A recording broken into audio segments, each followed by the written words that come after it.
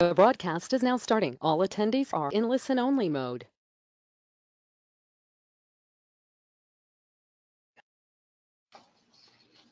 Hello, everyone. It's just about 6 o'clock here in Colorado, so we're going to get started. I wanted to welcome you to the Team Contracts webinar. It's intended for synchronized skating and theater on ice teams. I'm going to take a moment to just introduce our speakers tonight. So my name is Leslie Graham.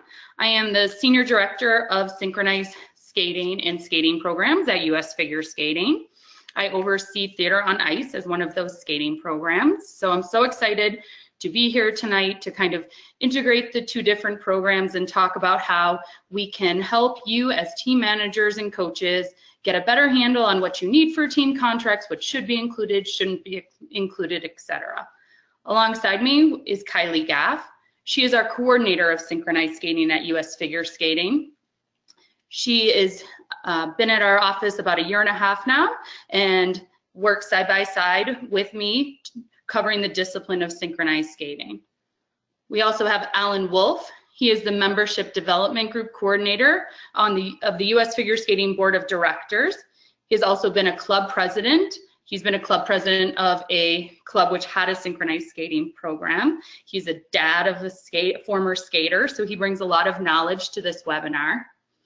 We also have Jennifer Bacon. She's the director of DC Edge Synchronized Skating Teams. They're located in the DC area, and they have 16 different lines. So Jenny is going to bring a perspective from a larger organization on things that they've done, best practices, things like that. And then we also have Karen Giedman, who is our Synchro Director for St. Louis Synergy, and Ramona Peterson, who's our Skill Development Director for St. Louis Synergy. They have either 7 or 8 lines next year, but they're going to bring the perspective of a slightly smaller organization, one that's been building for the past 10 years, and they can talk about things they've learned through the process of growing their team and ways that you can kind of use their knowledge to help your program grow and succeed. So a little bit about the system. You're in listen-only mode. If you have a question, please text your question using the control panel, which is on the top right of the screen. I don't know about you, but these webinars are pretty new to synchronized skating and theater on ice programs. So just use that text button to let us know if you have a question, and we will try to answer a few questions at the end. And if we can't get to everything, we'll send out a Q&A to everyone next week. So this is a 1-hour course. It may run a little over, and it's designed to help team managers and coaches have a better understanding of the must-haves for a team contract. Our goal is to help you avoid potential issues throughout the season. I want to take a second just to say thank you. So many of our team managers are volunteers. Some of you haven't had children in a program for years, yet you still give a lot of your time to synchronized skating or theater on ice. So without you and the volunteers at your club, we wouldn't be able to have these awesome programs we have. So moving on, team contracts. They're so important to your organization and its success. By having a team contract that your parents and skaters can adhere to, you're holding them to a standard throughout the entire season. And I always say team skating is such a unique and exciting part of our sport, but it also creates challenges. And I think with that, no team contract is going to be the same. We say if you can create it, then enforce it. And tonight, you're going to hear some of the best practices and things that some of our, as we call experts in the field, have created for their programs, but it may not be what's best for you. And you need to kind of take and listen to everything that we say and try your best to incorporate it into your program so that you can succeed. This webinar is really intended to help you realize what's important to your organization and provide resources to you to ensure you have everything you need to protect your organization and your athletes. So we're gonna get going here. So these are just some of the topics we're going to cover. So we have essential elements for a contract, financials, which is always a huge part of a contract and so important to your team's success, our safe sport program and how it incorporates into your contract, code of conduct, absence policy. That one I think is a really important one. As we all know, when all the members of a team aren't present, it really makes those practices less effective. Important waivers and policies to make sure that you're covered and that if something happens, your team has done everything it can ahead of time to make sure that there are no issues moving forward. Selecting alternates, something that always comes up for all teams. How to handle athletes leaving mid-season, skaters not in good standing, club relations. We'll take a look back and talk about some lessons learned, and then the Q&A. So next I'm going to introduce Alan, who's going to speak a little bit to essential elements of a contract. Thank you, Leslie. Leslie mentioned what my position is at US Figure Skating. What she didn't mention is I'm also an attorney. Leslie has had me look at contracts over the past several years, and I've helped out some of the programs around the country with questions that they have had. Pretty simple in terms of what is a contract. All of you have either seen one, signed one, or been involved in one in your daily lives, and you need to have one for your team in order to be able to move forward and run it in an effective and efficient manner. So the essential elements of a contract is an offer, is an acceptance, and is consideration. Now, an offer is a promise and a specific demand. An example of an offer would be you have been offered a spot on the intermediate synchronized skating team, and the cost for the session for the season is $6,000. That's the offer. You present that offer to a skater, and then hopefully they accept it. So the acceptance is in the form of their promise of what they're going to do, that they're accepting your offer and that they are going to comply with the terms of the contract, the terms of the offer. In this case, that they would pay the $6,000 and skate on the intermediate synchronized skating team. Every contract needs some sort of consideration, and consideration generally is monetary. So in this case, the $6,000 that is being spent or being paid to be a member of the team is the consideration. Now, what you want to make sure is that the person signing the agreement has the ability to sign one. Minors cannot be held accountable when it comes to contracts. So if you have a team and the skaters are minors, you really need to have their guardians or the parents sign that. So anytime the skater is under 18, you really should have the guardian or the parent, or you don't have a legal contract. So keep that in mind. You could have skater rules, regulations, things that you want the skater to follow, and you can have the skater sign that. But in terms of consideration, making sure somebody's going to pay, making sure that they can comply with the contract, you need the guardian or the parent to sign it. Finally, the contracts have a purpose, a legal, lawful purpose. And in this case, the skater or the family is agreeing to pay the amount of money, and the team is providing services. So what do you generally have in a contract? We'll be talking about that this evening. The team name, level, the season, the cost, exactly what the requirements are.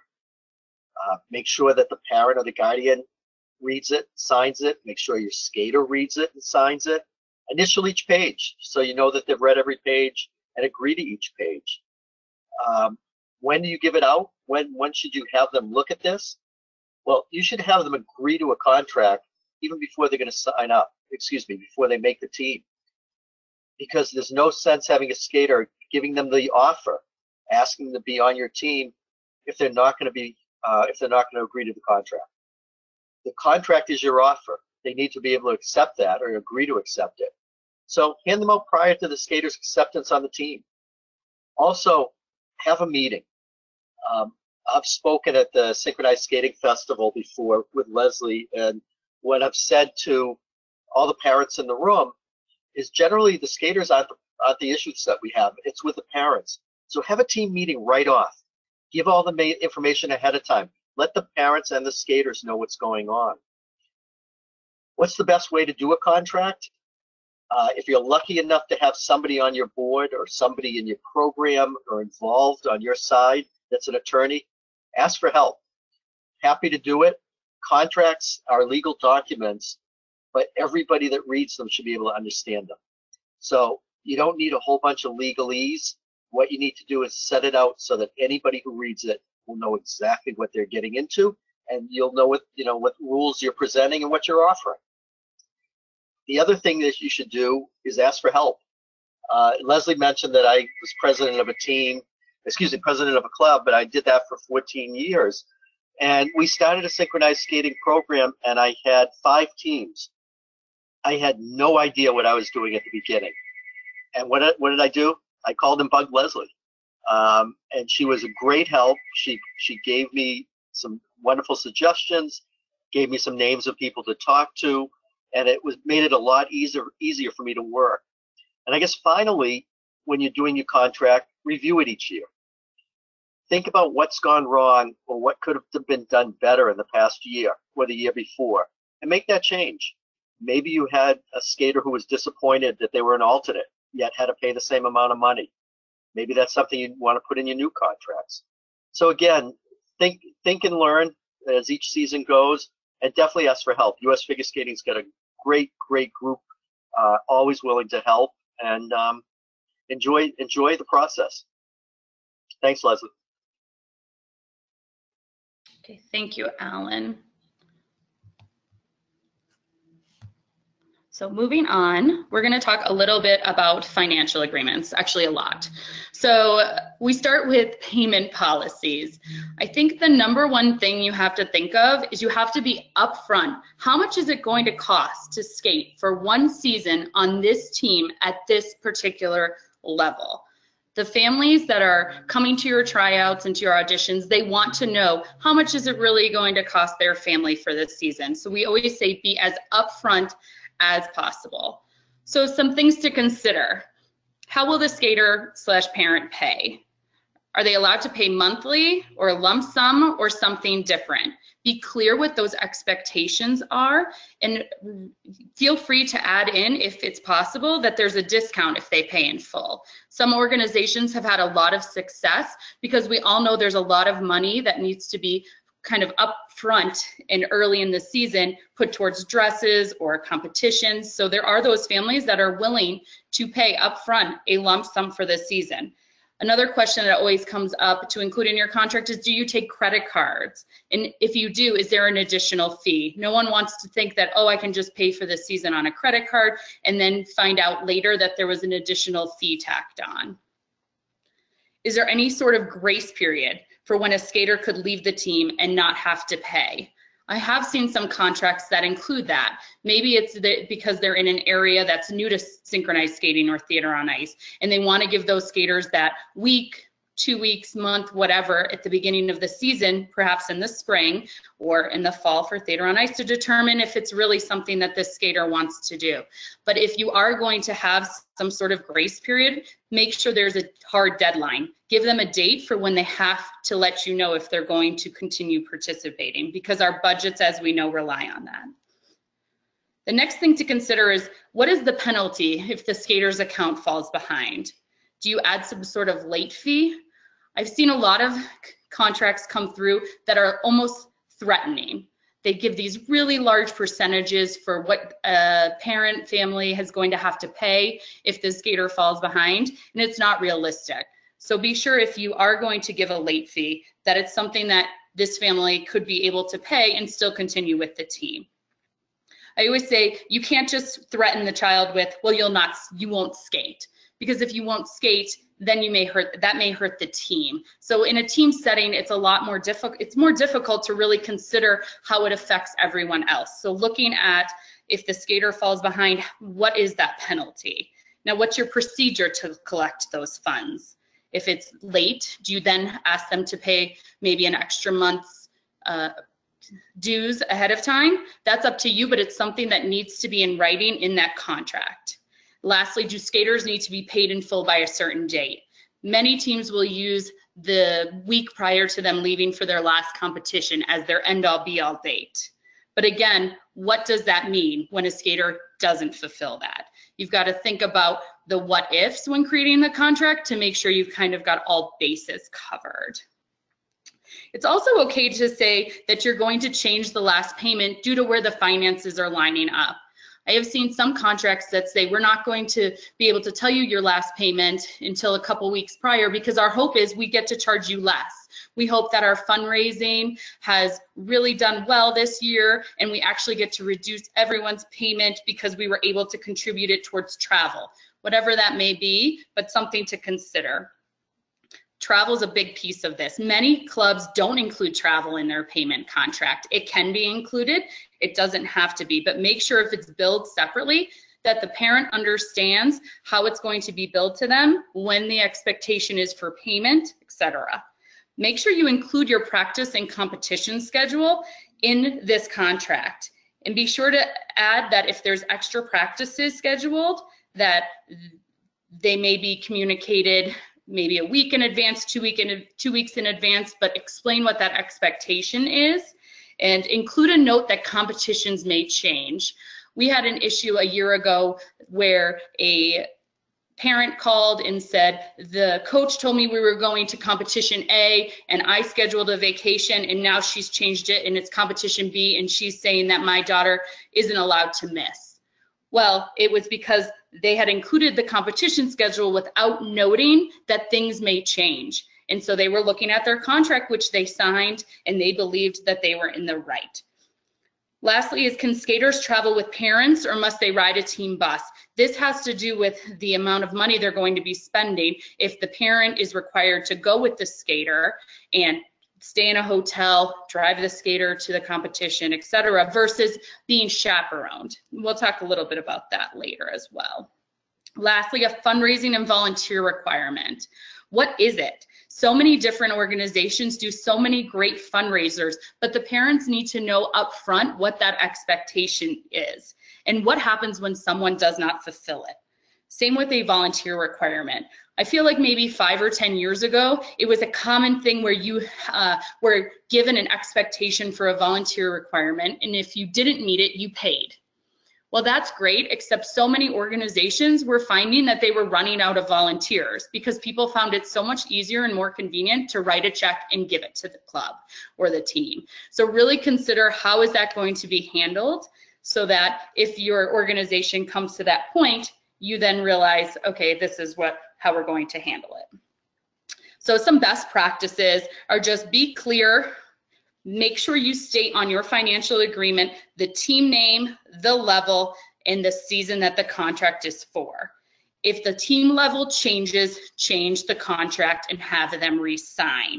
If they try out for an intermediate team and that intermediate team becomes an open juvenile team, but they've signed an intermediate team contract, it's going to be really hard to stand up to that when the team level has changed. Be clear with how a member can pay and when the member needs to pay. A best practice is consider collecting a non-refundable commitment fee to help offset those beginning of the season costs, and be upfront. Be clear with what happens when a skater leaves the team. More to come on that later because I think we've all experienced that before. Be clear what the coaches are responsible for, that they're allowed to change competitions, they're allowed to add practices, things like that. One note is to talk just a minute about fundraising. Remember that fundraising money cannot be paid directly to an individual. So if the skater leaves the club, think about what happens to that money. And having something in your contract that states this is our rules for fundraising, and if you leave the team or organization for any reason, this money will then be donated to our travel, our buses for the season, whatever you choose. But it's always good to have that in there so that a parent can't come back later and say, I earned that, I deserve that money, because they may have done the time. So I would like to just kind of turn this over for a second. So Jenny, do you have anything that you've done at DC Edge that you may be able to share with us right now? I think one of the things that we put together a couple years ago that was really helpful for parents, especially new parents, is we created a calendar, an Excel that for each team level that outlined month to month what kind of expenses they could anticipate on top of their dues. So it helped lay out for them, this is when you're going to be paying for clothing. This is when you're going to be paying for this competition and that competition, to kind of help give them an overall picture of what the full season looks like. I think especially for beginner parents or newer parents, it can be really overwhelming to try to think about, you know, how much money is going to be spent on the sport. So that sort of helped break it out for them, which a lot of parents found to be very helpful.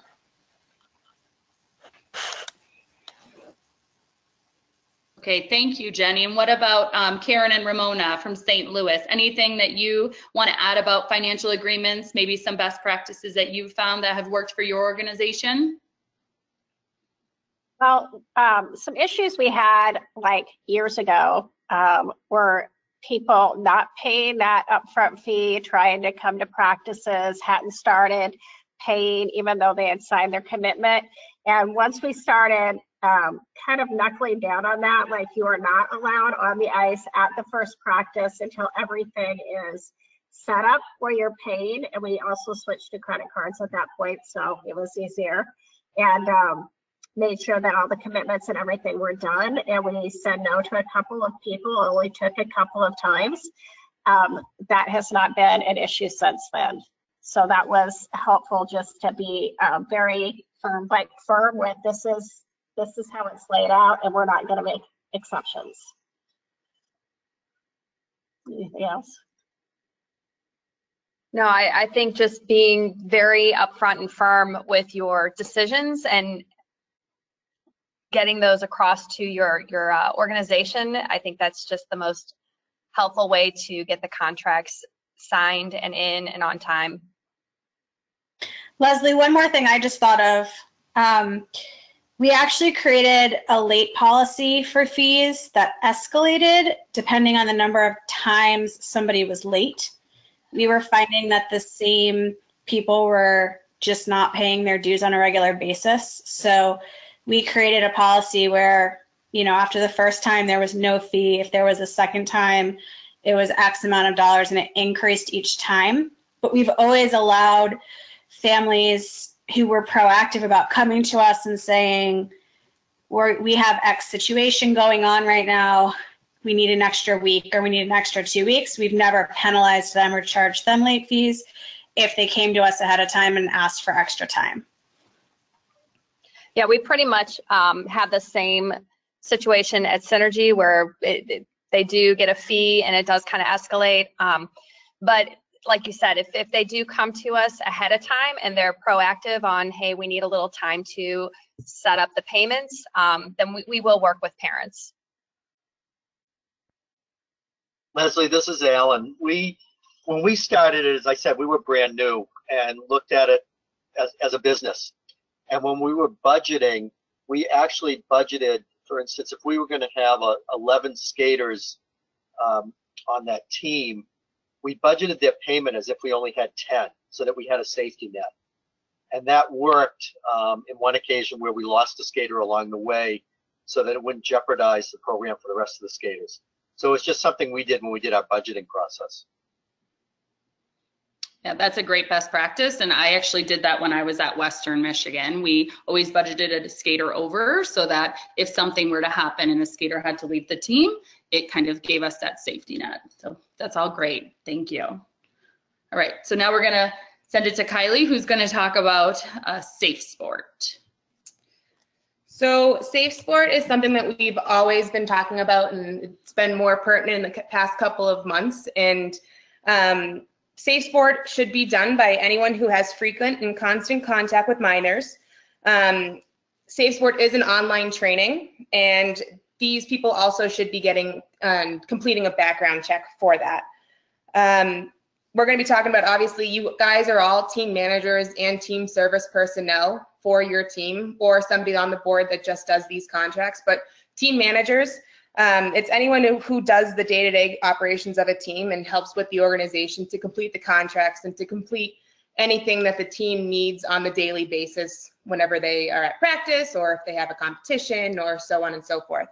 With that team service personnel term, we're using that as anyone who travels with the team and is in the locker room to help the skaters tie those skates, get ready for a competition. We suggest that anybody who is in those roles, which is defined by the coach or the organization, that they should complete the background check and the Safe Sport training as well. In previous years, we've had our team managers and team service personnel have or receive a U.S. Figure Skating membership. This year, it will be preferred that you have a U.S. Figure Skating membership, and I'll continue to talk about that in a little bit with how these U.S. Figure Skating members that are team service personnel will complete the Safe Sport training. But first, I want to talk about 2 Deep Leadership with that goes along with Safe Sport as well. 2 Deep Leadership is a preventative method to minimize one-on-one interactions between minors and adults. 2 Deep Leadership means that at least 2 individuals, preferably adults, so if you want to think about it as the rule of 3, 2 adults to 1 child in a car, or 2 children to 1 adult in a car is fine as well, are present at all times with individual minors when off the ice. That's traveling to and from practice, traveling with them in the lobby of the rink, so on and so forth there. This year, background checks for all members, coaches, team manager, team service personnel will cost $20. Previous years, we've had a couple of teams, do it through other organizations, and we have kind of fought that and kind of looked over that a little bit to see what is looked at with those organizations, and we've let them do it. But this year, in moving forward, everyone must complete it through U.S. Figure Skating and the NCSI.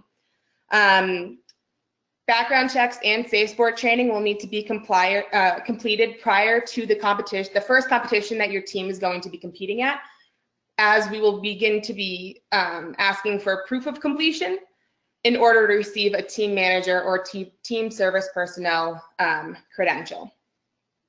Going back to 2 Deep Leadership and whoever is going to be considered a team manager or team service personnel, one question that normally comes up with us to U.S. Figure Skating is, I have a parent who I normally have my skater travel to practice with.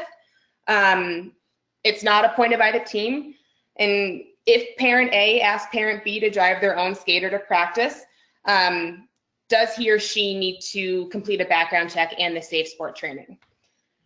This doesn't need to happen, as this is as a request offline from a parent to a parent, rather than having the coach say, this is the volunteer for our team, this is the team service personnel.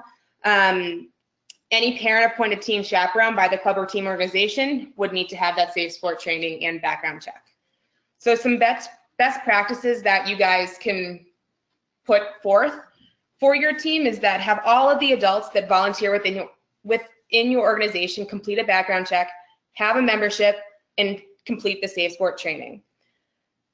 One thing that we also come up with is that these parents, as Leslie said at the beginning, you are all volunteering your time to help your team succeed.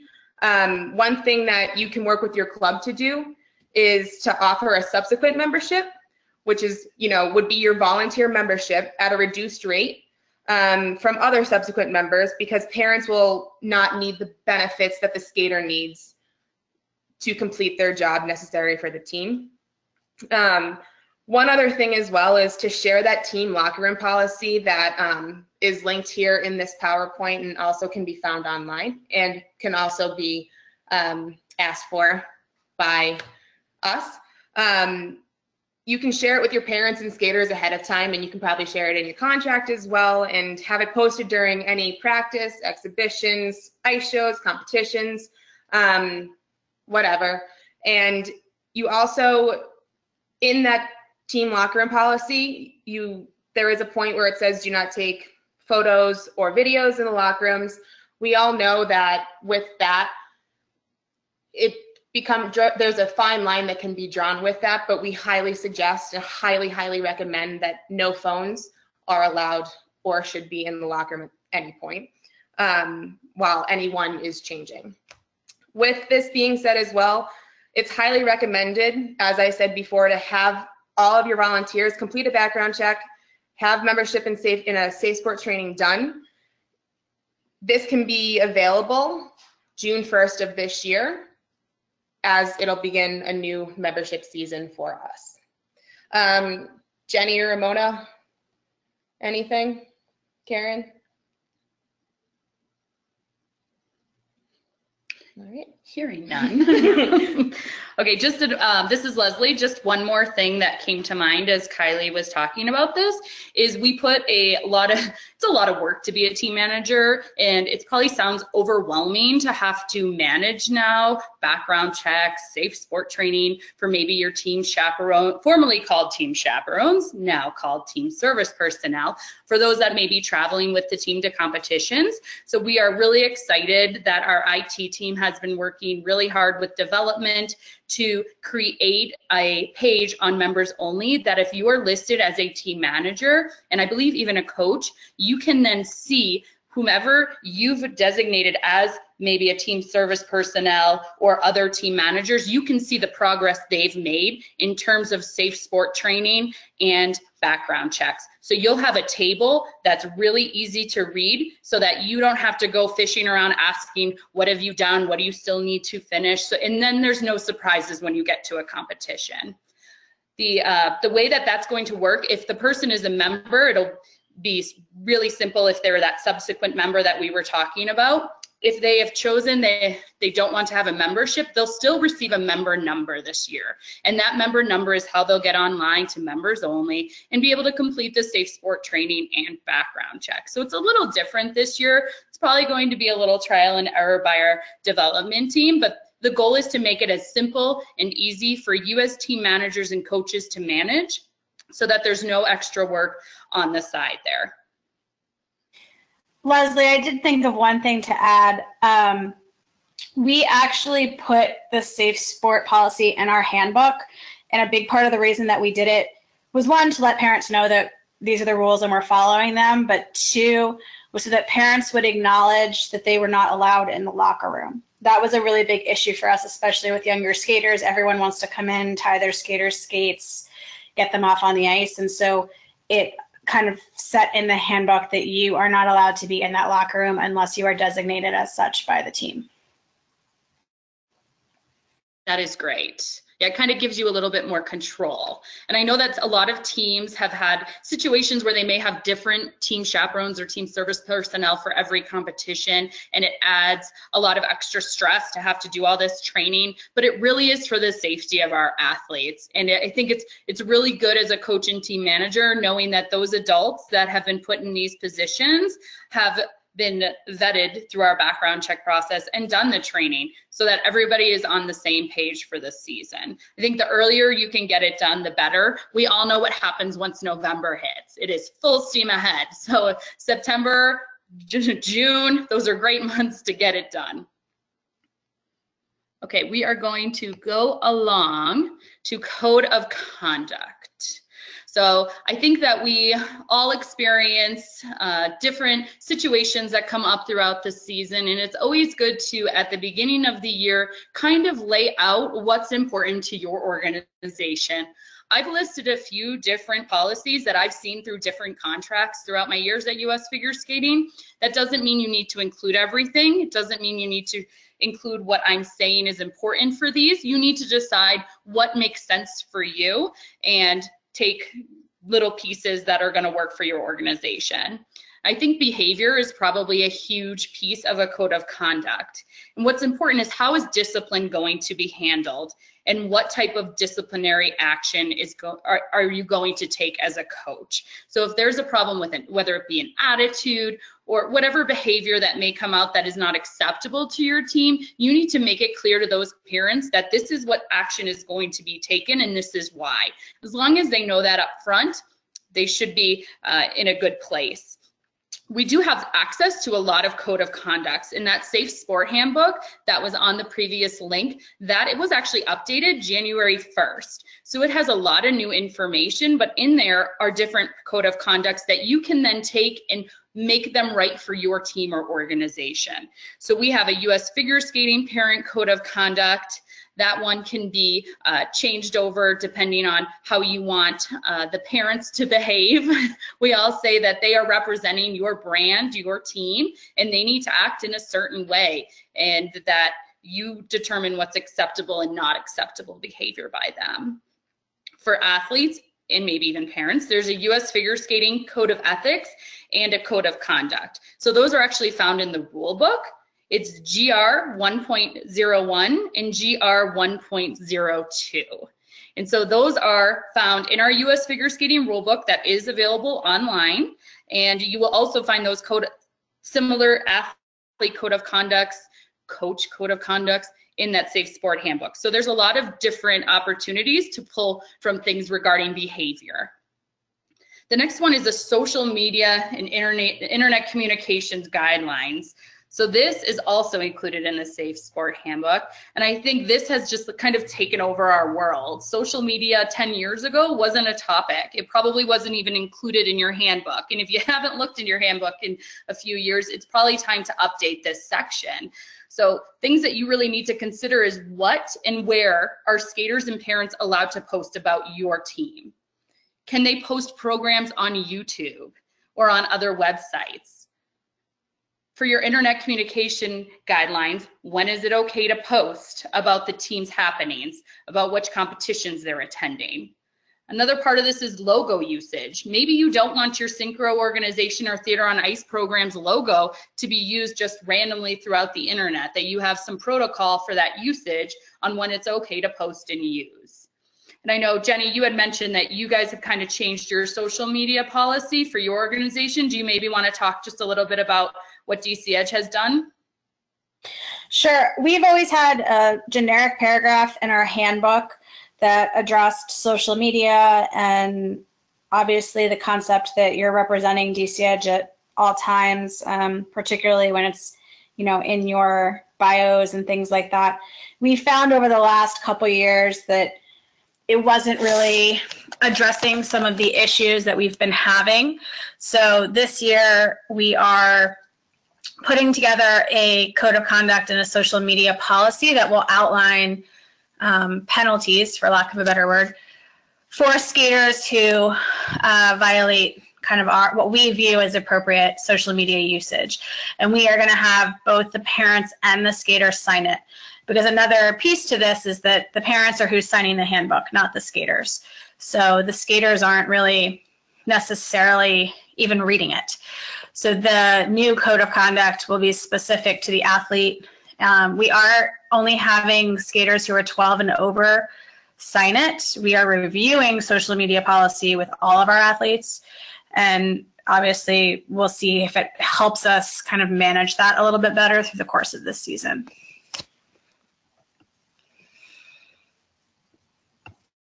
Great, Jenny, thank you. And I think too, you mentioned a lot of discussing with the skaters at a certain age. I think it's a great idea to have meetings with skaters and parents, and maybe you don't have them together, maybe you do have them together. That's what you kind of have to decide is best for your organization, but you can figure out what works and kind of change things up if you find out maybe it didn't get the message across the way you thought it was going to. So that's awesome. Ramona and Karen, do you have anything regarding social media at Synergy? We don't have, we have a generic paragraph in our book also. We are reviewing our policies and guidelines right now and trying to update that so that it is a little more relevant.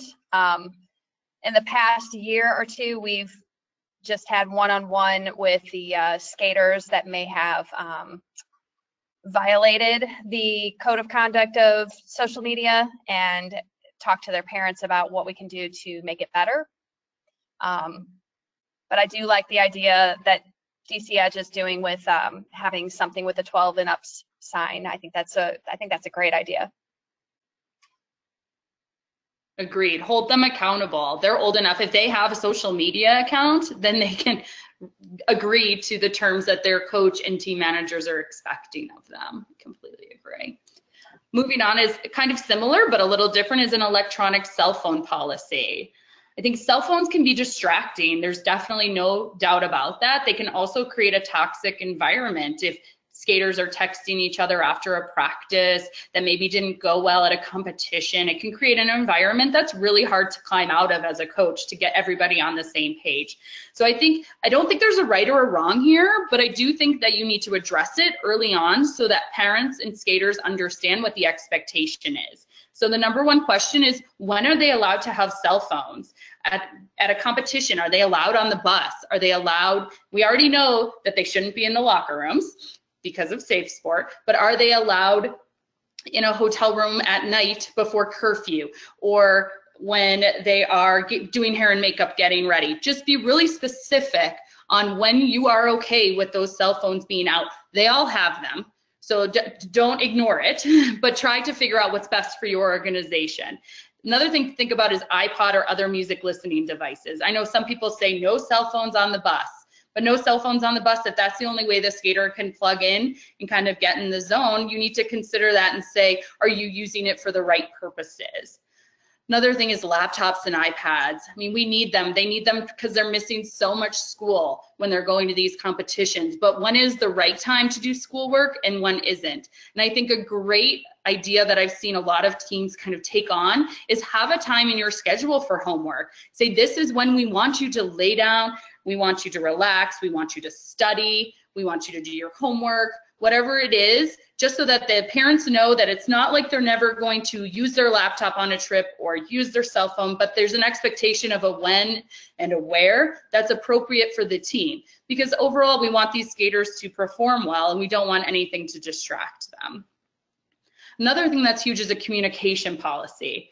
Be really upfront with how your team management is going to communicate that official information if there's a practice added. I mean, I remember growing up, we had pieces of paper in folders, and I'm sure a lot of you are laughing because that's the only way you used to communicate to the parents. Nowadays, you could use text messages, you could use some sort of Google chat, some sort of texting boards, whatever you think is best for your organization. But you need to be upfront so that parents expect that is how they're going to hear about things and announcements, and you also need to follow through in that manner.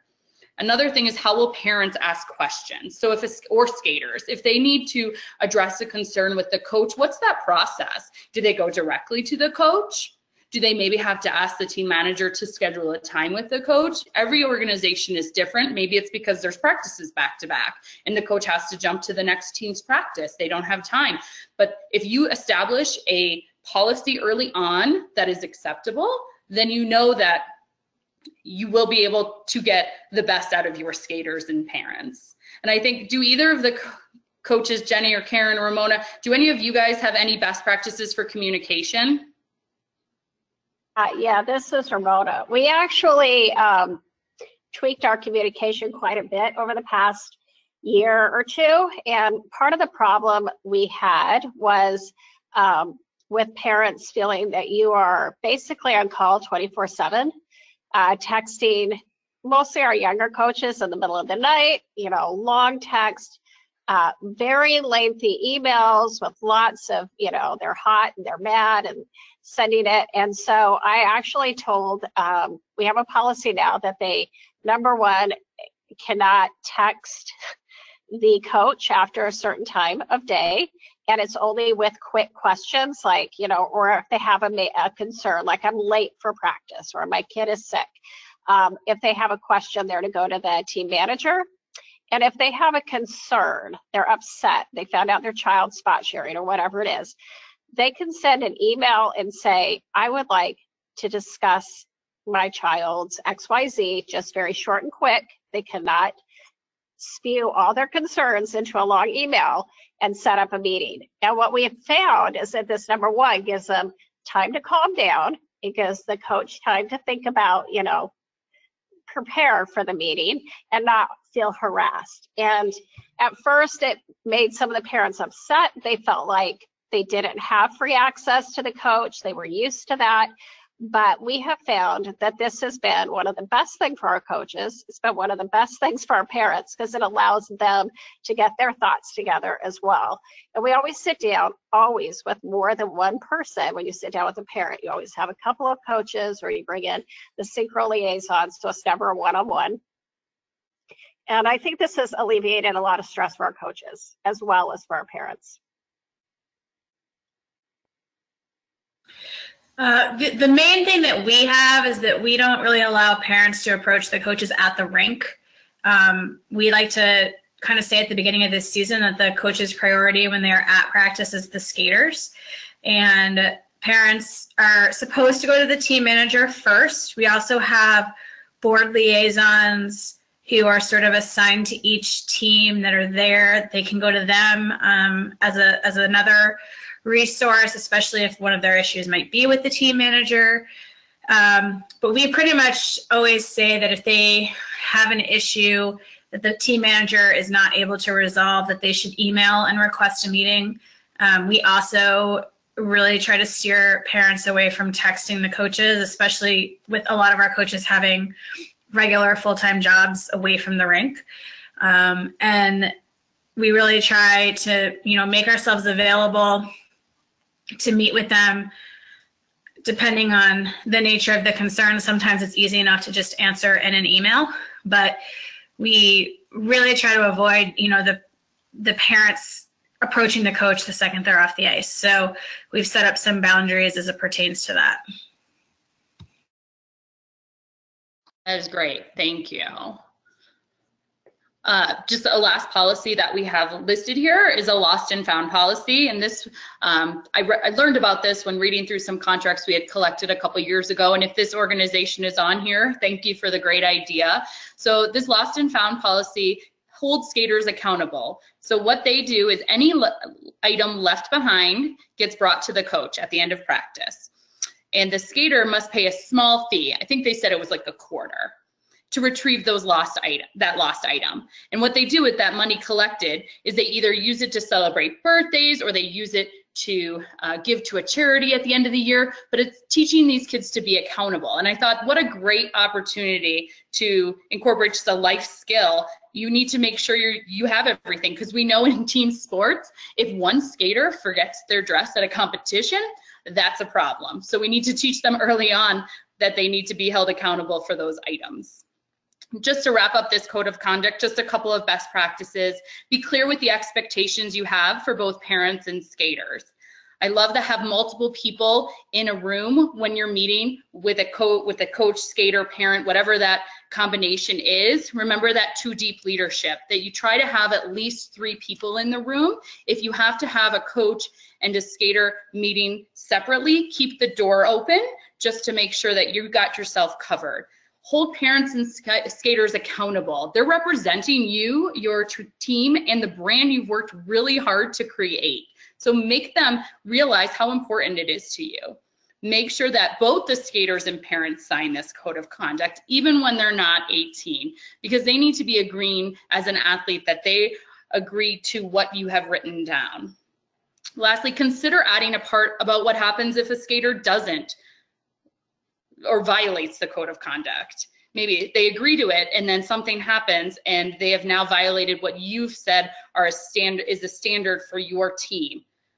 So similar to Safe Sport, you can offer a first offense with consequences, a second offense with consequences. You just need to decide what's best for your organization to make sure that you're holding everybody to the same standard. Okay, next we're going to hand it off to Kylie, and she's going to talk a little bit about absence policy. Perfect. So obviously absence policies in this case with a team sport can get a little sticky just because there are things in some people's lives that come up, or there's tests that a skater needs to take. They need to try out for another sport or something like that, or they have a 5-minute, they're trying to get to practice in 5 minutes from another game or whatever it is. This policy is kind of a big thing with the team sport, as I said. So with attendance, are you going to let absences be allowed for your team/organization? how does that skater request the absence? Does it have to come from the skater itself? Does it have to come from the parent? With that, what is the consequence that that skater is going to go through in order to be able to complete that absence? In the case of a skater being injured, what do they have to sit on the sidelines? Are they able to sit at home? Are they able to watch it from a video? Are they able to be included in, you know, maybe even taping practice or something? What are the guidelines that you have to, or you're going to give to your skaters to follow through on this? How is tardiness handled? Being late, sometimes it might be because of traffic. It might be because, you know, they weren't getting their skates tight enough in the locker room and they were late a minute onto the ice for that practice. I know a lot of times, and I was a part of a team, that we would have late fines. We would pay about $5 and we would put it into the pot, and at the end of the year, as Leslie said with the lost and found policy, we would give it to a charity, or we would do it to celebrate a birthday party or something like that. When is a skater considered tardy? 5 minutes after, 10 minutes after? You have to define that as yourself, as your organization, because what you do for one person, you have to do for another. You have to stick to your plan. So some best practices that you can follow. Up front, as we've been kind of going through this PowerPoint, we've been saying to provide that practice and competition schedule early on so that there aren't any surprises to your parents and to your skaters.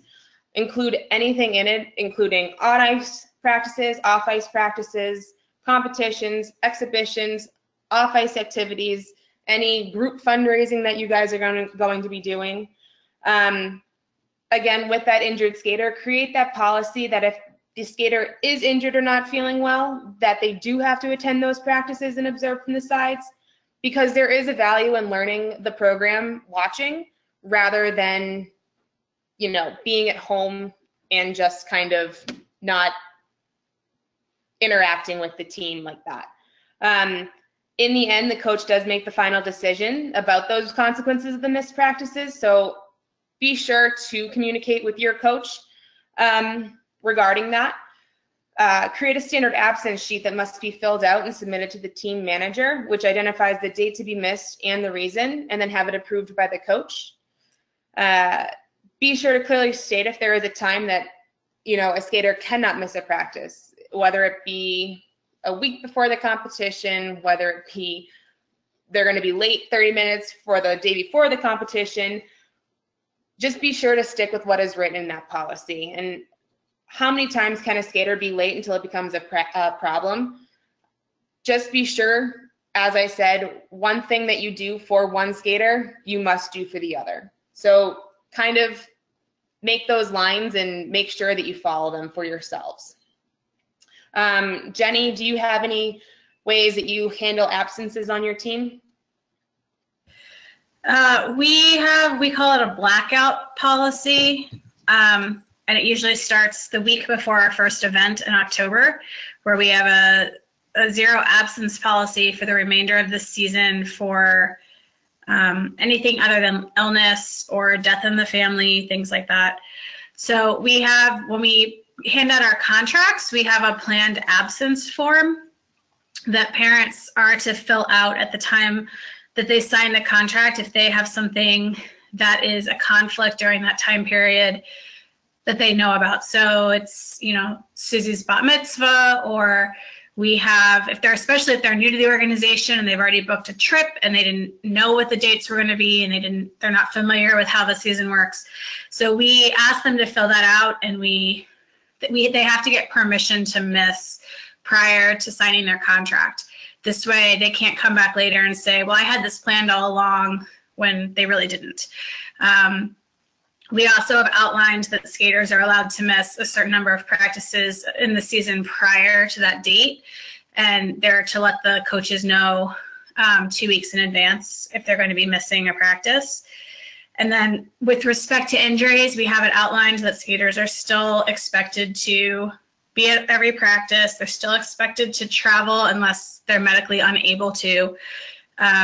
So everything is sort of outlined and written out in the handbook so that they know what the expectation is.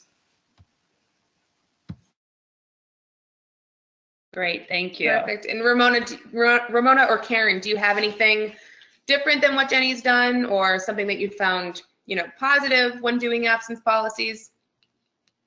I think ours is very similar. We also have the zero absence policy, but that can, be challenging. We don't have, so many extra skaters that we can just say you're out because you didn't fill that out. For us, I think probably the biggest thing is mandatory school things that fall. We do have as absolutely cannot miss a week before competition. If they do, they will be pulled. And we have done that, so they are pretty good about that. So I think that they do pretty well with following and filling in the form. We have to do better coming up with potential consequences for missing, but I think overall it's done well. One thing I will tell you, this year we had a little juvenile skater who was injured, and she sat up in the stands with us during practice, and she said it was the most enlightening thing. She had no idea how they really looked. And so I think sometimes she suggested, occasionally just putting a skater up there, but when they're there and they're watching from the side, I think just really being cognizant of maybe putting them by the coach, get them up in the stands, let them see what the team is doing, so at least they're really learning something. A lot of times I find that they're just daydreaming, or they're pulling out a book and you don't see it. So that's kind of what we're doing. Great. Perfect.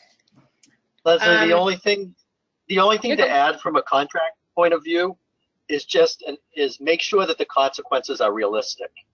Right. It's great to have consequences. It's great to have them down on paper, but make sure as a team, as a club, as an organization, you can follow through, and that they are realistic. Agreed. It only takes once, and then everybody believes you. Okay, so we're going to move on a little bit. You good? Okay. Good, yep. We're moving on to important waivers and forms. So just so you know, someone asked about the links not working. So once we publish this onto members only, then all of the links that are in here will work. So we hope that you come back and you're able to click on some different things. So the first one is a waiver and release liability assumption of risks and indemnity agreement. So that has a link because US Figure Skating actually has a sample agreement online that you can use for your organization to then tweak to make it your own. This is a really important form that should probably be completed before the skater touches the ice for tryouts. Cover yourself and your organization that if the skater were to get hurt during that audition or tryout process, that you have yourself covered, and that this parent or guardian cannot come back and say, well, she was in a level too hard for her and she got hurt and it's your fault and we've got a problem. So by getting that form signed early on, it's very helpful to your whole organization.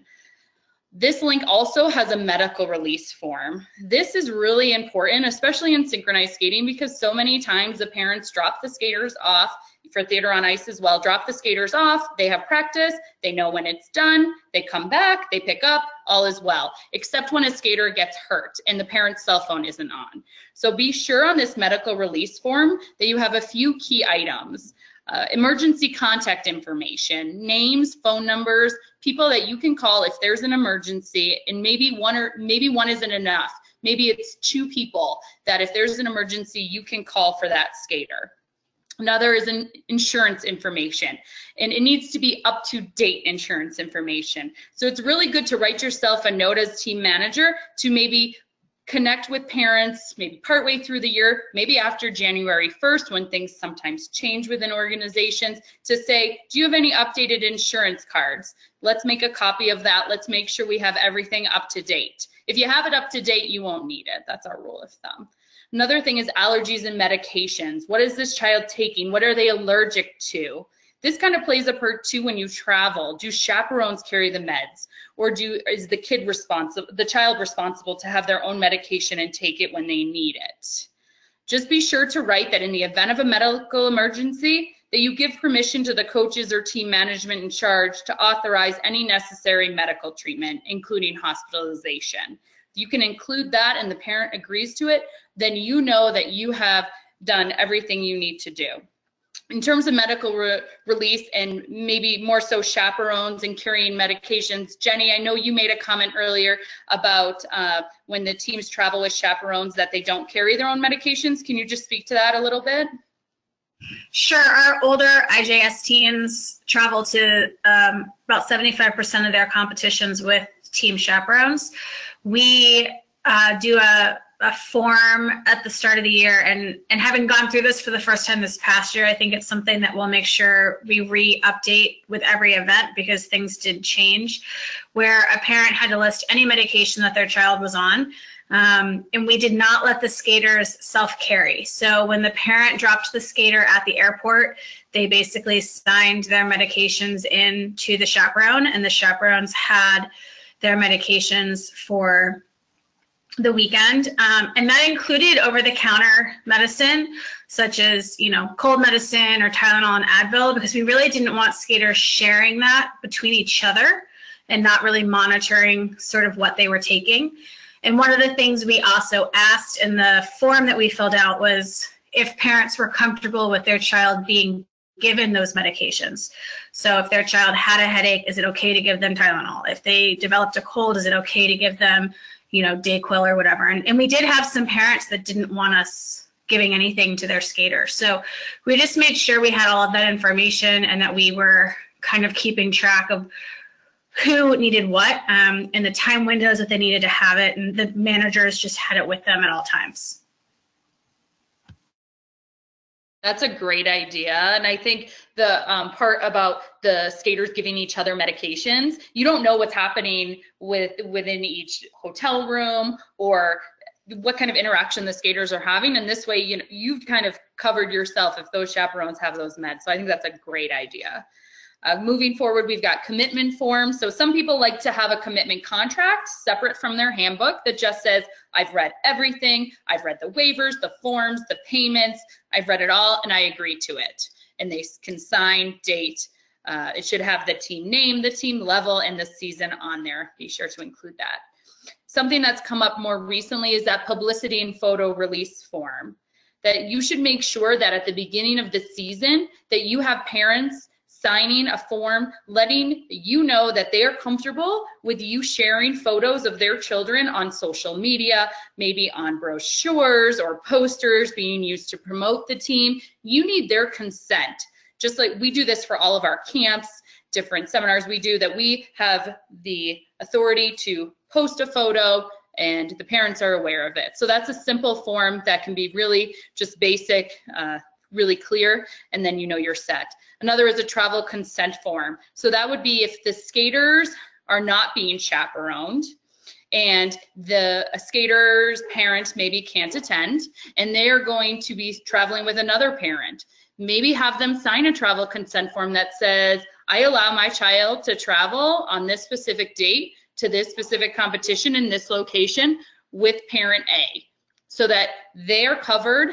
If something happens, they know they're supposed to be there with them. They're in charge of them when a parent maybe can't attend a competition or a practice or something like that.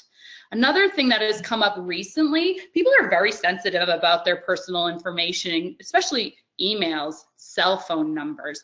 So we know in team skating, we really need everyone to be on board. We need to be constantly communicating. Things are changing. We talked about how you're going to communicate. Now you need to make sure that you have gotten the okay from those parents to release that contact information to other team parents and guardians, so that you can say in this contact information release, I agree to allow the team to share my name, cell phone, maybe address, email address, whatever information you feel is important that other parents need to have, so that everybody is on the same page there.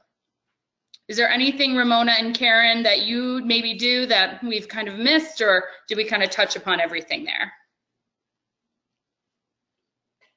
No, I think we kind of touched on everything. We do, at the beginning of the year, we do have the parents fill out a medical form, and then we also have them do a medication form that they give to the team managers. So even at a regular practice, we know what medications that child is taking and what they're allowed to take. So if they fall and maybe we can't get a hold of a parent because they went shopping and their phone's turned off, we can give them a children's Tylenol or an adult Tylenol, and we know what they're allowed or not allowed to have. Okay, wonderful. Thank you. Leslie, we have one more policy that we have found to be really useful, and that's a return to play policy that we actually put in our handbook. And we did this after we had a skater with a concussion, and the mom tried to push her back onto the ice before she was healed.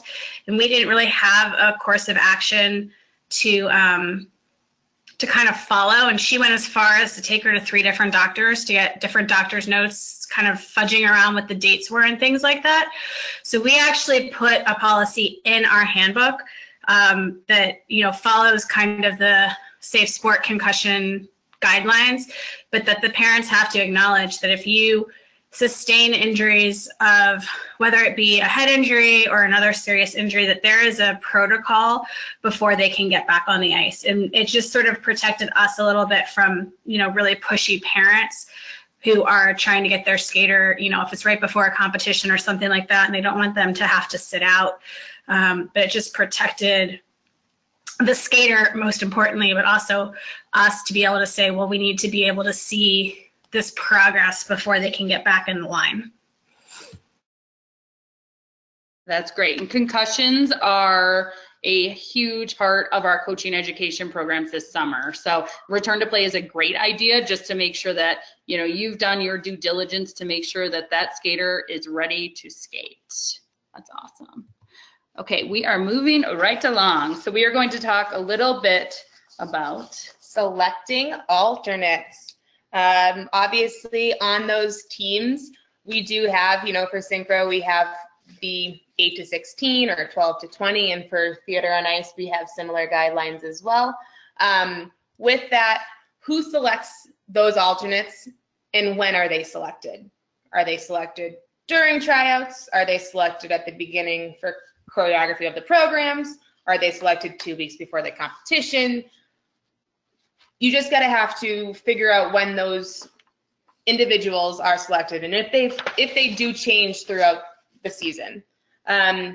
What factors do the coach or whoever selecting the alternates consider when selecting those skaters?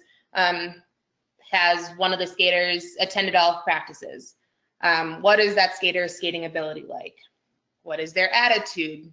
If they've been selected as an alternate, how are they performing when they're in the program? Are they supportive of their team? What is their sportsmanship like?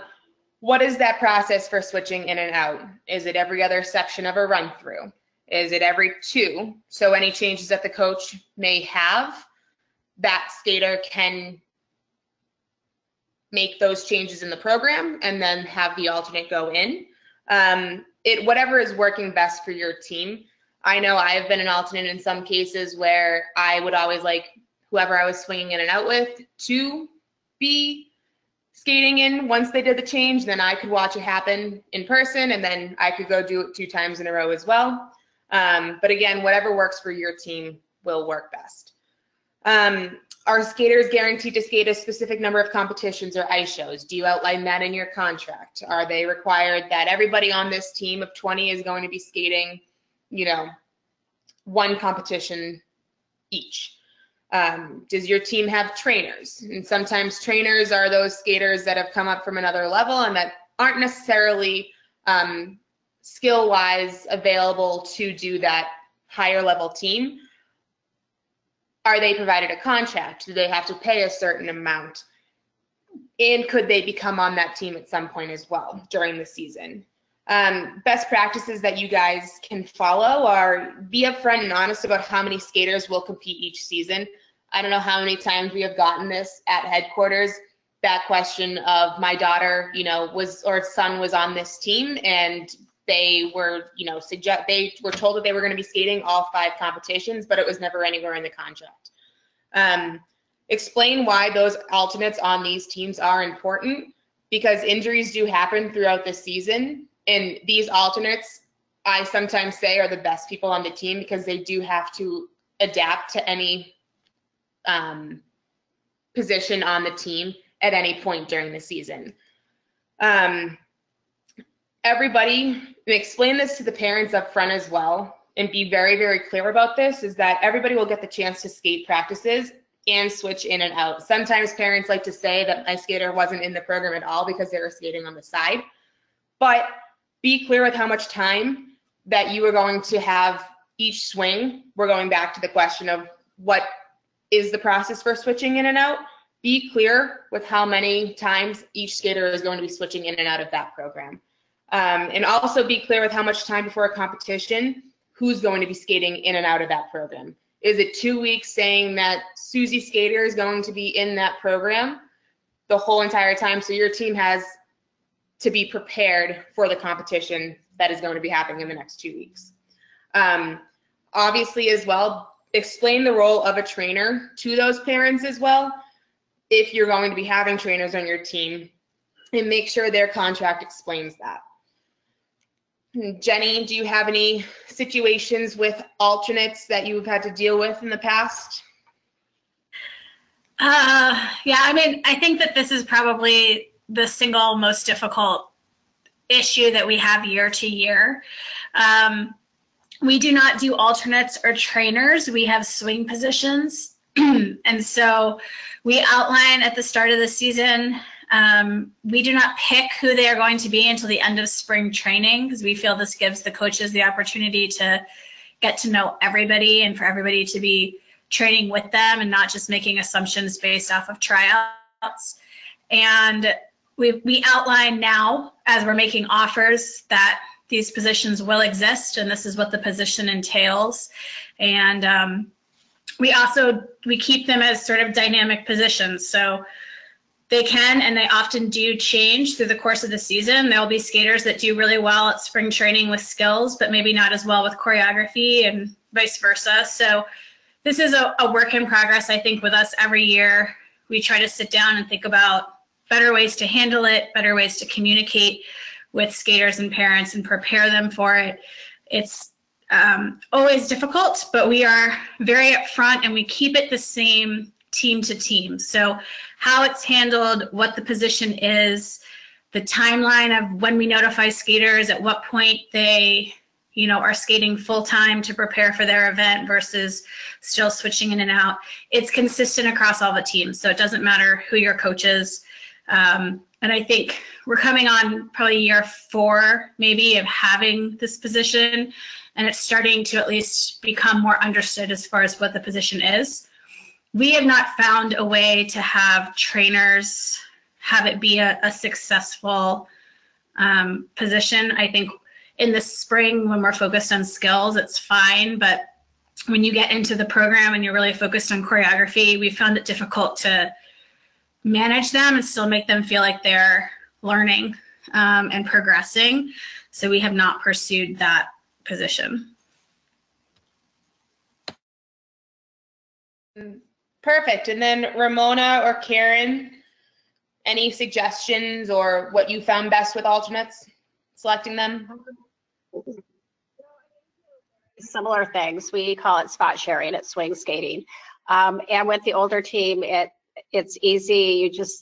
The kids usually work it out on, they'll tag each other out. We leave it up to them. On the younger team, like if it's a juvenile team, they might forget that it's every couple times they have to go in and out. So as a coach, you have to kind of keep an eye on that. But it's usually every couple run-throughs or every couple times you're working on an element, then they're supposed to tag in and out. We try and keep an eye on that. The hard part is that for us also, it is not something that once you are a spot sharer, you will always be a spot sharer. It's fluid. And it's when you're noticing a skater is falling behind and you're going to change and they're going to start spot sharing, or you're moving people around. And so they might be in that spot where they were not before. That's when the communication gets really hot with the parents, which is what brought up that communication thing I was talking about earlier. So we are very upfront with the parents that we will tell the girls at any time during practice, and this is just part of being on a team, and it's part of what makes the team good, and everybody has to have a good attitude, including the parents. But no matter how much you say or how much you try, people are always going to get upset with that. But I think we've, every year it gets a little bit better. And just a lot of times it depends on who those skaters are and who those parents are, on how well it goes. But I think if you could just keep it really matter of fact and just treat it like everyday business and not get too emotional about it. I don't know if that makes sense, but just keep it really matter of fact, and this is why it is. And then tell the skater too, this is, we try and meet with them, you're kind of falling behind, your skills are falling behind, or maybe your attitude isn't what it needs to be, or you're missing too many practices, or whatever it is that you kind of have talked to them a little bit too. And sometimes it's just they're not doing well in that spot and you need to move kids around, and so that's just where they are. And just trying to get everybody to buy into that team mentality is really important. And so that's what we're working on all the time. And those alternates, I like to sometimes say that those are some of your best skaters on the team, because I did say it at the beginning, but they do have to be ready to go in whatever. All right, continuing on to athletes leaving mid-season. Just some quick policies about this and questions is, how is this handled? Skaters could leave during the middle of the season just because of a parent's job moving, or there's a serious illness in the family that they have to tend to and they can't fulfill their needs with, the team anymore, and they don't want to hurt the team as well, but they don't want to leave the team empty-handed. How is this requested based on if they offer any sort of refund for any medical reasons, if the skater, has a season-ending concussion or has a season-ending injury? How is this requested ahead of time or during that injury to the team? Be clear with what the circumstances are and the procedures that would release the athlete from the team. As we've said multiple times, what you do for one, you must do for another. Obviously, some of these situations are one-offs and they could be a little bit different, but what you do for one is what you do for the other. If there aren't any refunds to give, be clear in this case. No matter how many times we get these questions from parents saying, we left the team, we didn't quit the team, we just left the team, we decided not to skate anymore. Just be clear that they do need to pay in full, and the parents would sometimes come around to it, hopefully. Include that the coach has the right to remove a skater at any point during the season from the team if they've broken the rules or if there's a code of conduct problem. Most of the time, the skater does need to pay that money in full for the rest of the season, because with that, you base your contract and you base your budget on a team of so many people. And in the end, you don't want the rest of your team to have to pick up the slack of one skater. Okay, so Alan, do you want to get going on skaters not in good standing? Sure. I'm going to talk about a couple different forms, but as was just said, skaters not in good standing, you have to be a member in good standing U.S. figure skating to participate in U.S. figure skating activities. And typically what we find are members who are not in good standing because of financial situation. As the slide shows, there is a form called Members Not in Good Standing form.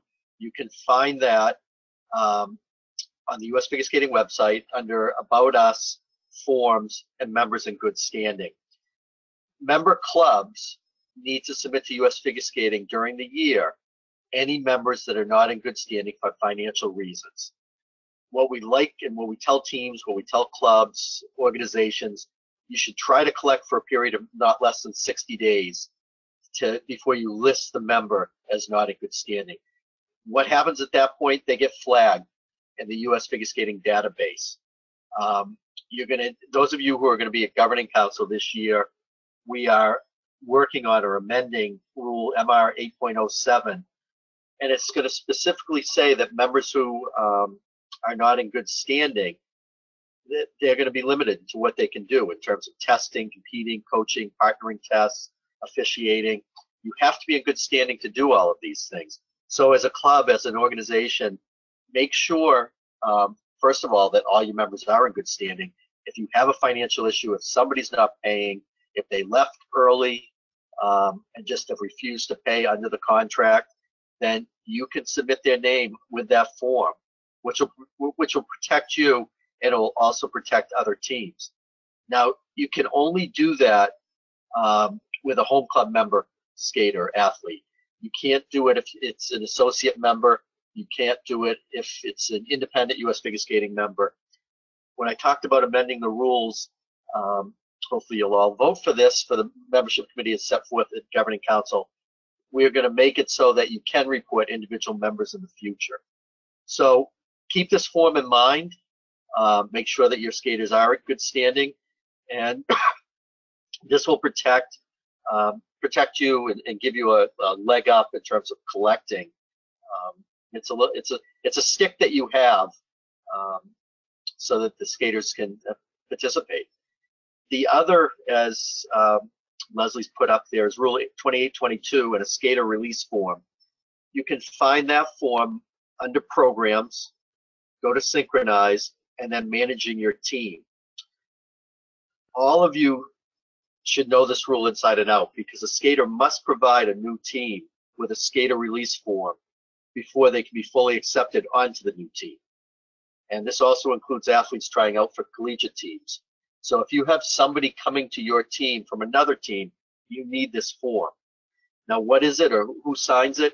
It's a written notice required from the person financially responsible for the synchronized skating. So it could be the treasurer, it could be the team manager, but they must sign off that a skater is a member of good standing, and it's regarding all financial matters relating to the old team prior to the final acceptance of the new team. And if you are a team and you're upset that you're losing a skater, you can't ignore it. You can't not fill out the form. If it's not filled out or delayed more than 30 days following a notice of request from a skater, then you could be penalized or subject to a disciplinary action for not filling out the form. So again, two important forms. One, to make sure you protect yourself in terms of getting paid, or that the skaters or the families perform under the contract. And the other is accepting new skaters.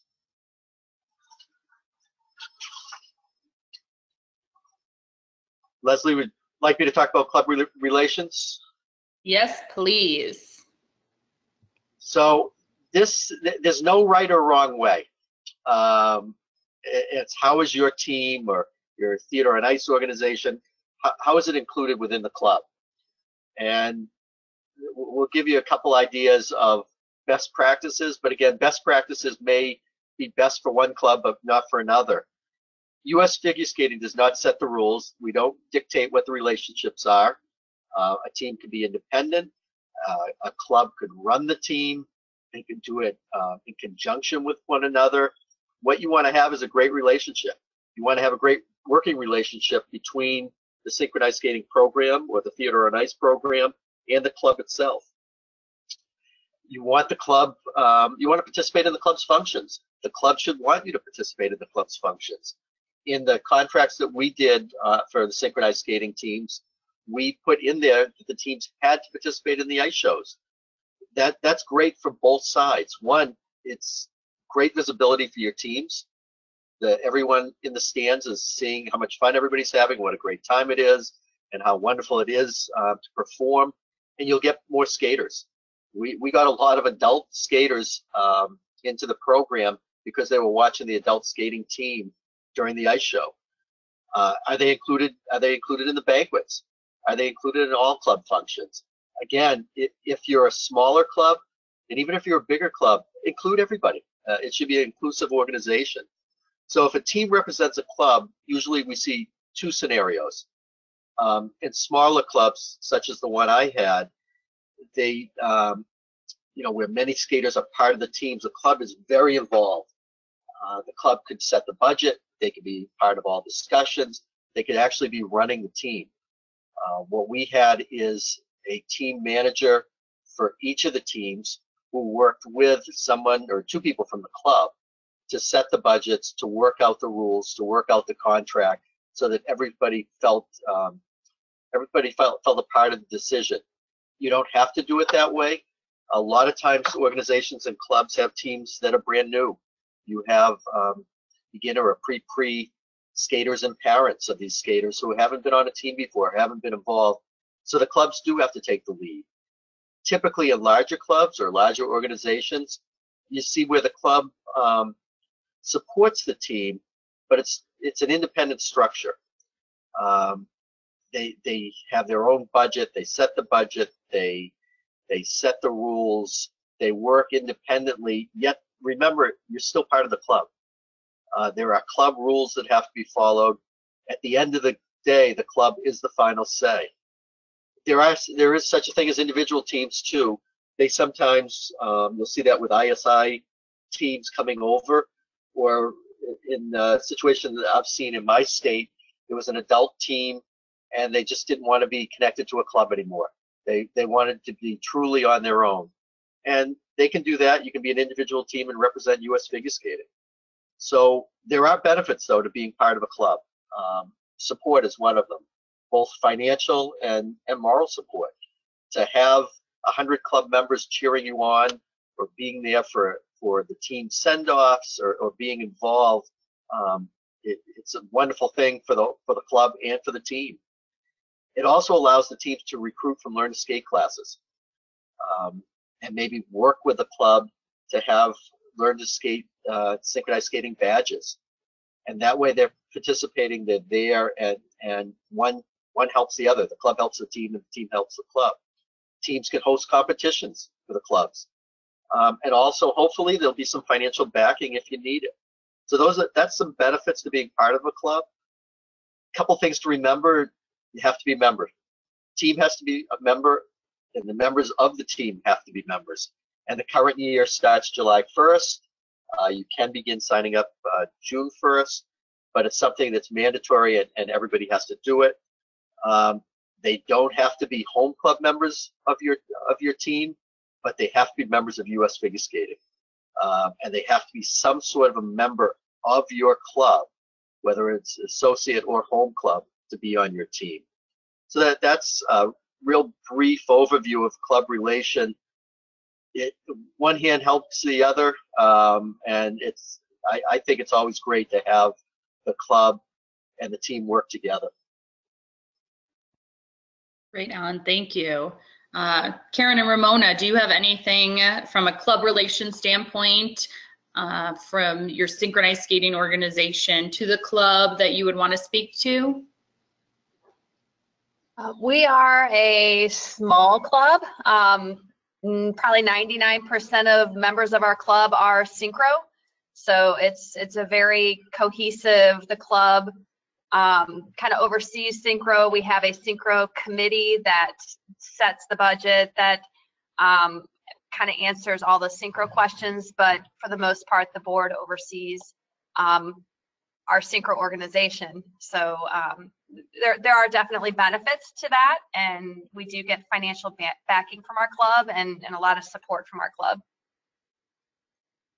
That's wonderful. And now, Jenny, you kind of have a different situation. Do you want to speak a little bit to your club relations? Sure. So we represent the Washington Figure Skating Club, which is one of the largest clubs in the country. We are one of 3 synchro programs that represent the same club. So we really don't, the club does not have any kind of governing authority over our program at all. We really run independently of them. And so it's a very different kind of setup than most organizations have. We do still have in our handbook that our skaters have to, obviously they have to be members of the club, and that they have to abide by the club's policies the same way they have to abide by ours. But there's not a lot of overlap between our organization and the club's leadership. Great, thank you. So moving forward, Kylie's just going to speak a little bit to a couple nice to haves. Yeah. So what's great to have in your contract and just something to pull those parents and those skaters in is just the history of your organization, and include in there any major accomplishments that your teams, your organization has had over the course of your tenure, or even maybe even 2 or 3 years that you've been established. Any recognitions that you guys may have gotten. You might want to include your mission statement of the organization, and your mission statement is a summary of what the aims and values are of your team/organization. And you can also include your club's mission statement, because sometimes if you do work with your club on that term, that mission statement can kind of be a subcategory of the club's mission statement. Contact information for the team management. This is especially great to have because anybody who has a key role in organizing the team, from on ice to off ice, you'll be able to have that contact information for those parents to be able to get a hold of them, and so on and so forth. With those volunteer positions and what's available within the organization, this is where you can establish your service personnel and where you can establish anyone that is willing to take on the role of a future team manager, as if somebody is, doesn't have a skater on the team anymore and she or he wants to get rid of that title, that they can kind of teach somebody to come up into that position at some point or later. Great. Just kind of an overall of lessons learned. I think we've talked a lot about reviewing and updating all policies annually. Sometimes I think some things should be looked at monthly. Just make sure that you are constantly looking at things, making sure that they are up to date as possible. Communication is key. Be upfront about what your policies are. Don't think if I don't say anything, maybe they won't notice. Be clear and upfront so that the parents and skaters that are joining your team have a great understanding of what your program is about. And I think more detail is better. In these contracts, you can pick and choose what you think is best for your organization, but the more detail and explanation that you include in that handbook, the better off your parents are going to understand, the more they're going to understand, and the more they're going to be able to take away from their experience. So Jenny, do you have any quick lessons learned overall from being a director of a large organization that you may, as a team contract perspective, want to share with the group? I think your point about just including everything is really important. Our handbook has gotten longer and longer because we just felt the clearer we could be and the more descriptive we could be, the better. And then what we do is when they go to sign their contract, we reference back the very specific policies that we want to make sure they actually really read. So I acknowledge the absence policy, I acknowledge the travel policy, I acknowledge, the safe sport policy, etc. But we have found just being as transparent as possible has really benefited us. And I think that putting it all in that handbook, and then the handbook is accessible. We have a team app. It's accessible on that all year long. It's accessible on the members only page of our website. We reference it. And, again, we make sure that the same exact policies are being followed for every level. And it's hard sometimes because you're trying to address policies that a, synchro skills 1 skater and a junior skater are both signing. And it sometimes can seem a little heavy to a parent of a 7-year-old, but we just make sure that everyone's on the same page. That's great. And if you start them young, by the time they're an intermediate, novice, junior competitor, they know what to expect. And I'm sure that experience makes it so much better. It's awesome. Ramona, Karen, anything you'd like to add? I would also agree that constantly review your policies and guidelines. We make sure that we do that throughout the season, take note of what needs to be updated or changed. so that when you're putting it out each year, it's relevant to what's going to be going on in the next season. And then talking to other organizations and getting ideas from other people. It's always good. I mean, I'm writing notes right now that Jenny has said. So it's always good to get perspectives from other clubs and organizations, and what can you take from that organization and apply to yours? What's going to work for your organization that you're finding from all these other people? So just being able to take anything that you've learned from other organizations and apply it to what is relevant for your group. That's great. Agreed completely. So I would be remiss if I didn't mention we've had a producer during this webinar. So Susie Worley McLaughlin, our Senior Director of Membership, has been a huge help collecting all of the questions that the group has been asking. It's been wonderful. She keeps bringing us more sheets. So we're just going to take a couple minutes to answer a few questions, and then the rest of them, what we will do is make sure that we post a Q&A online. So just to start, one question was about background checks. Are they annual? The answer is yes. So starting June 1st of every year, you can start your background check, and then it will be valid for the season, but it does need to be renewed annually. Another great question was, do you have job descriptions for team managers? Someone's on this wanting to know what they signed up for. So we have a guide to starting and managing a team. And right now it's under the synchronized skating, under programs on the website, and then synchronized skating, and then managing your team.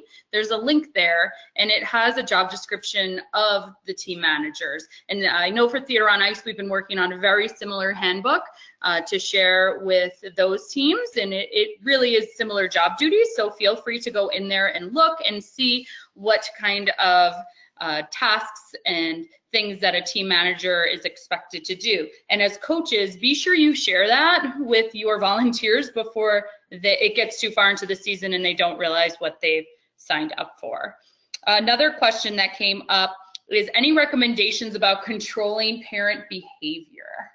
So we had one idea here was just have them sign the parent code of conduct. Create a code of conduct for those parents that you would really feel passionate about. And so if that parent signs it, they're agreeing to it. And if they go against what they've said they would be willing to do or not do, then you have grounds to say, you know what, this isn't the right organization for you. And it may be a conversation you have at the end of the season that they may not be welcome back the following year. We have heard of situations like that.